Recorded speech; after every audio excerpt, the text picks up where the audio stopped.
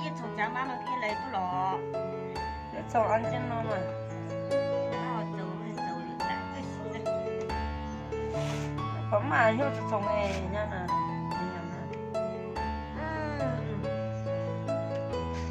cô cho钱 có bố má mày ý nhàng ý họ xuất đào chung bì của cần khởi nhưng mà chip tốt gì cho ta nhẹ cần mai nó cái này dân mẹ thì bố chủ cho nó không có lủng dân nên tụi con nhưng cho để hít nên tụi tầm tài con mà hít bữa ấm mà nhà tụi tôi cho trường cho dân đặng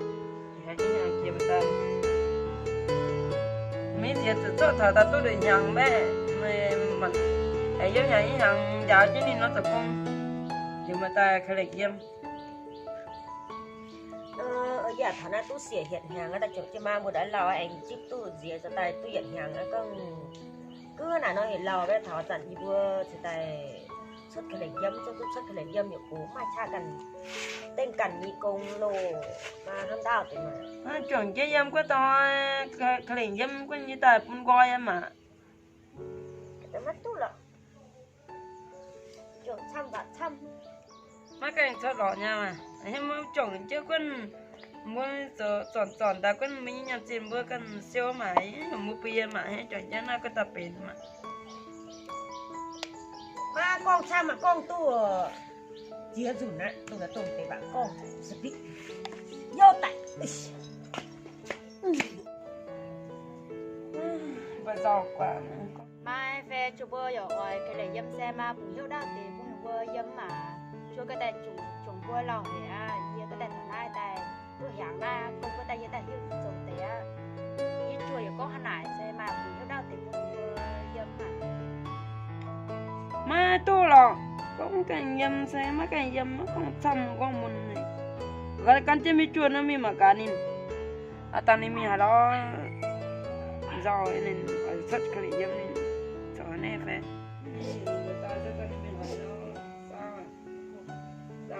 ta cho là hàng nhận đấy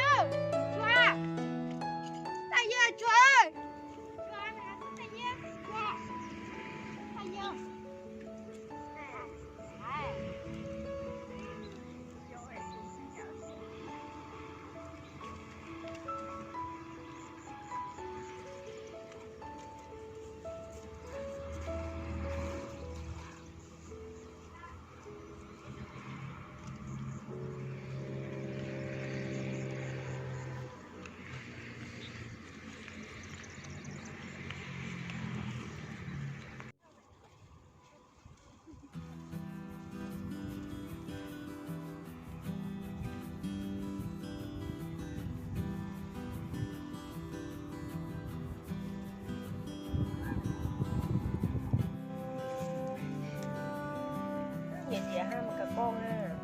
hai mày lọ chửi nhiên hai mày chửi chửi nhiên không mày chửi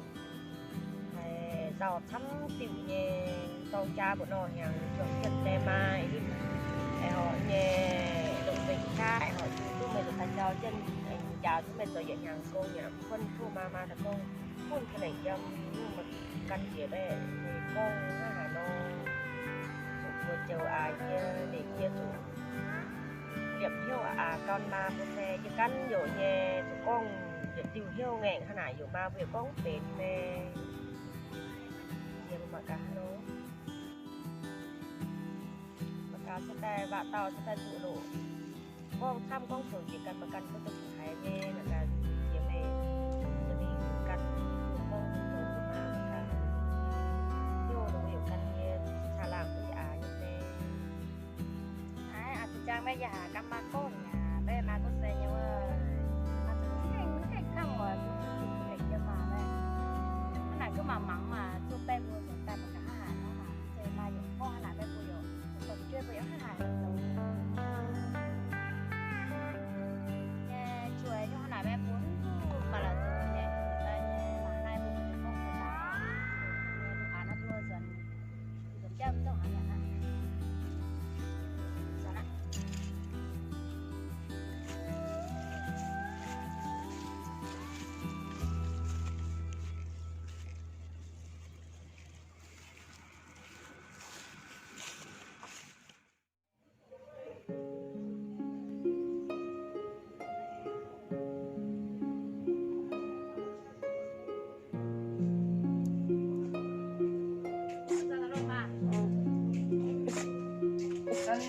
ta hai nhà nó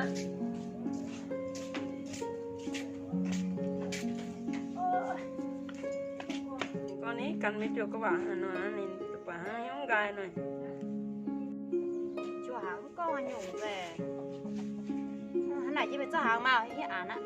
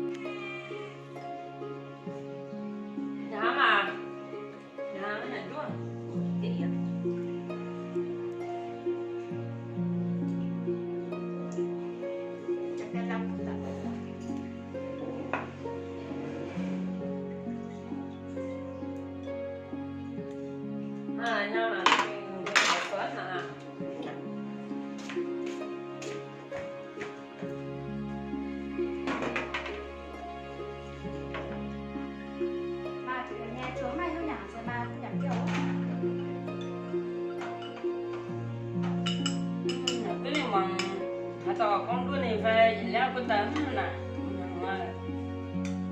thì nó được dạy con phải thất để nhập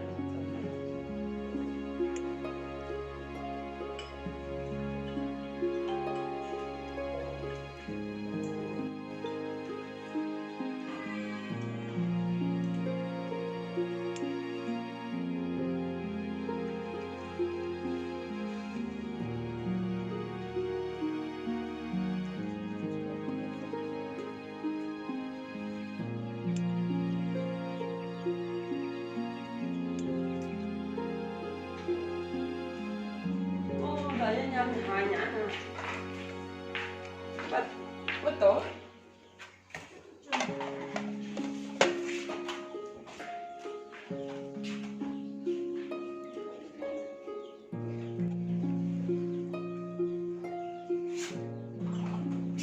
cái đó nhâm nhâm nó mới hai nhã số để liều nhỉ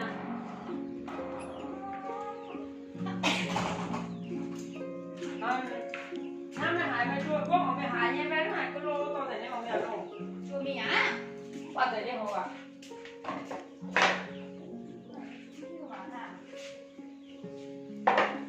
mua cả đi thôi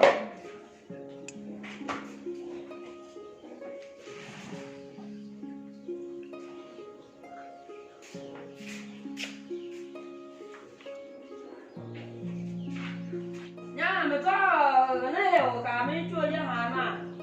ô cái này hải này có lôi rồi cái này rau dẻo ha ăn mì dẻo ấy tao cho mình mì này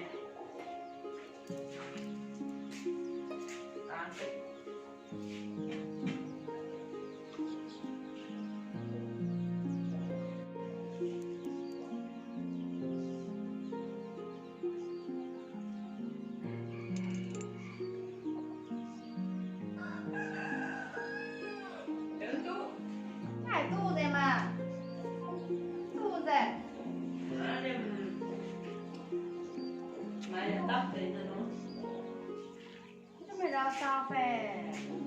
rau sao như vậy tỏi cái số cá lên cho nó sớm sớm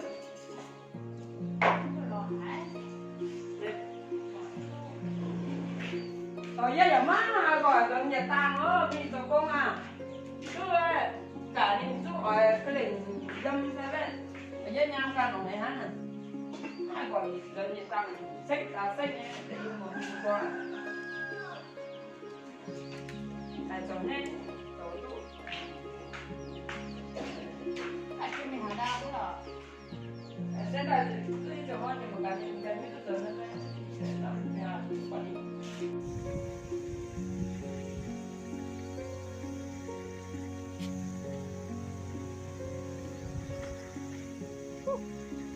đấy sao này ôi điểm thực ra của ma một cân là quay nhưng mà hoa hiểu mày gọi rồi mà tại cái gỗ mày tại thích xong thôi này gọi rồi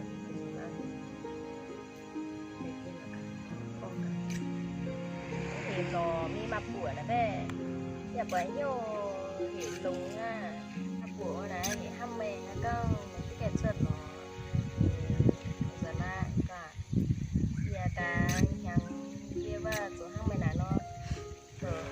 ตามานเพื่อแต่ที่ไหนเข้าก่อนในหายกันจอถึงในกันโจในโจนตู้อย่าจู่โจในจอในเดินนี้ปากกาที่ห้อยมีหูแต่ปากกามีมาปุ่นเชิดมาแต่เชิด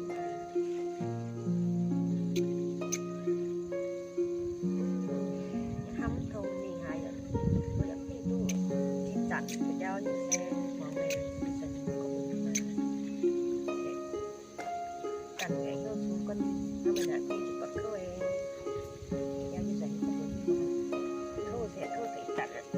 dạ ơ gần nào ồ nha bây giờ lắm gần nào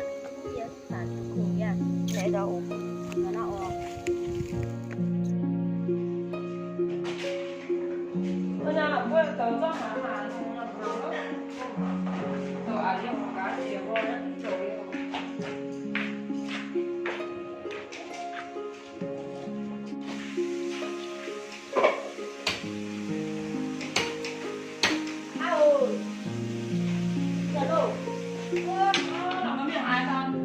chiều hôm nay nó chỉ có là nhá hả? hoa gì cổ vừa nhỉ? Có cái hả? Mình không có cái việc cho đi việc cho nó có gọi điện gọi tu. Chờ mà cái này không vừa rồi mà mà chờ gì? Có nè, này. Hai mình coi như mình hoa từ nào bữa rồi gọi điện giống hai gọi tốt nha. Để giếng ở con bù ma con giỏi hai nhưng mình cần có tàu xí mình trộm kia nghe dâm vào nó làng qua thì mình cái cha nó tàu vàng qua thì mình cần như này dạo ha như thế này con là cần sống đây thì mình lại như nghe con dạy nhô như quần dạy chỉ hài thì như vậy con buổi kia mình nghe có tàu này thì phải đảm nghe hoàng cái mà con cho mình thì câu buổi ấm hoàng con quản đi giờ chủ ham dần hay như là có một mai đi đến toàn sana hàng dần mà phim sân mình ham tôi thông là nó giờ ta sẽ tài hem mà ta ham mà vừa ta ham gì chơi nữa dẫn ta có những cái cuốn một sân những cái cuốn ha bé rồi dẫn giờ ta cái này mình sẽ có công tu nhà tin mình chỉ ấy rồi tu phải có ta cũng một sân dâm giờ ta có những một